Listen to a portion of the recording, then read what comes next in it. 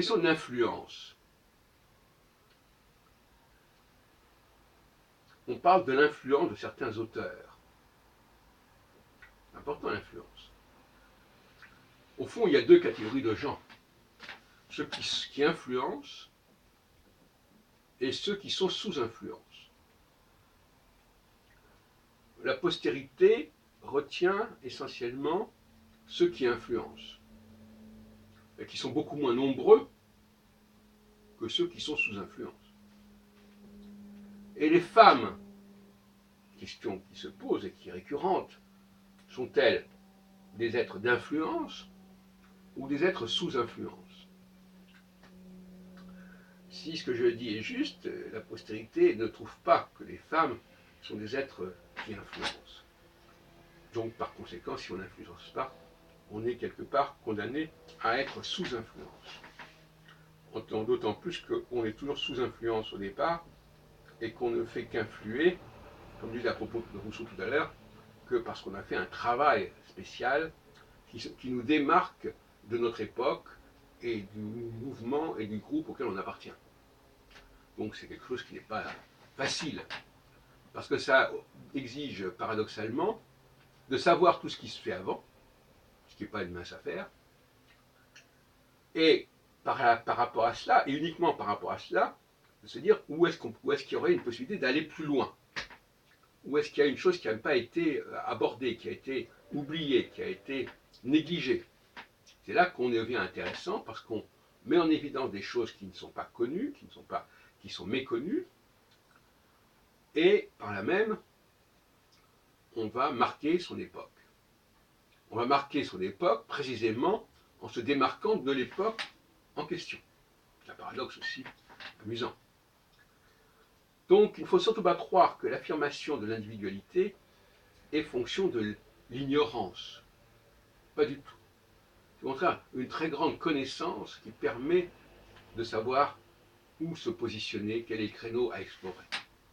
Et beaucoup de gens qui échouent dans leur créativité, cela tient au fait qu'ils n'ont pas pris connaissance pleinement de ce qui avait été fait auparavant. Ils n'ont pas assimilé, en quelque sorte, tout ce qui avait été fait auparavant.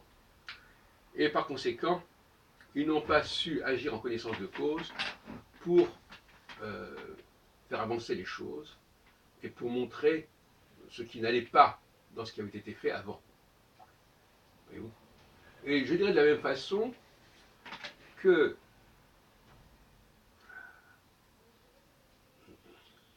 l'enfant qui naît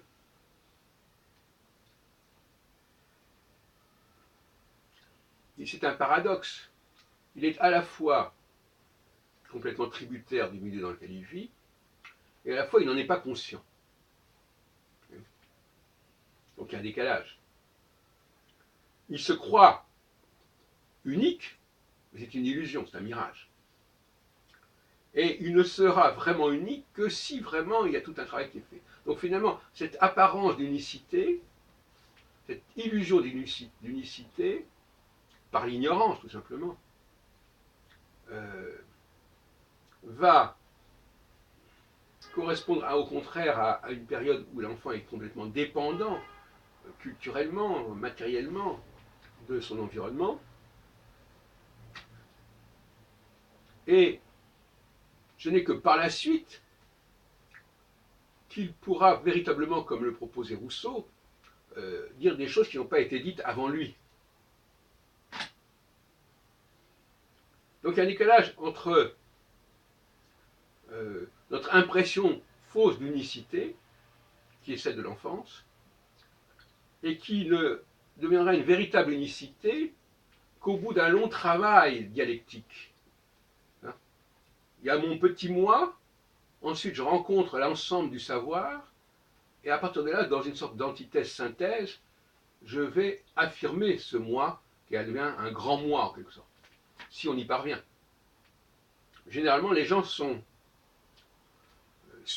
submergés par la quantité de choses qui existent dans le monde, et ils ont bien du mal à affirmer leurs différences, ce qui d'ailleurs demande probablement des dons particuliers, et ça n'est pas de toute façon donné à tout le monde.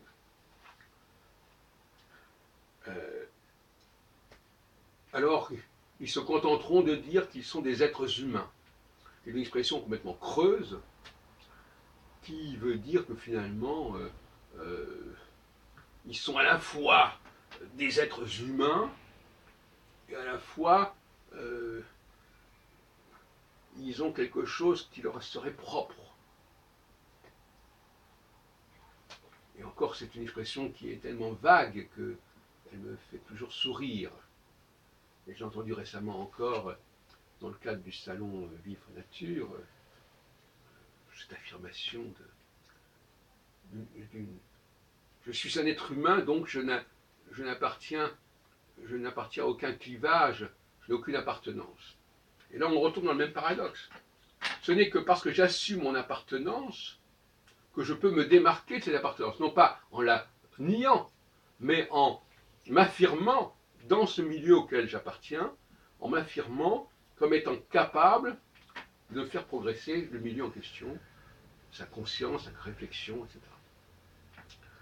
On ne peut pas se construire, on se construit toujours par rapport à un ensemble dont il faut prendre connaissance pour ensuite pouvoir s'en démarquer éventuellement si on en a les moyens et les dons.